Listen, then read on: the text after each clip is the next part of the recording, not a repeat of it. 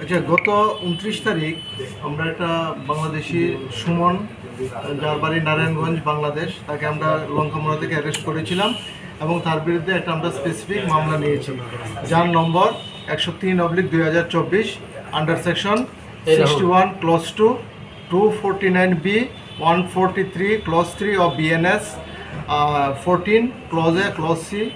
foreigner act and 3 of passport অ্যাক্টে আমরা একটা মামলা নিয়েছি এবং সুমনকে আমরা আদালতে প্রেরণ করে পুলিশ রিমান্ডে এনে জিজ্ঞাসাবাদে আমরা আরও কিছু নাম পেয়েছি, রফিক শেখ এবং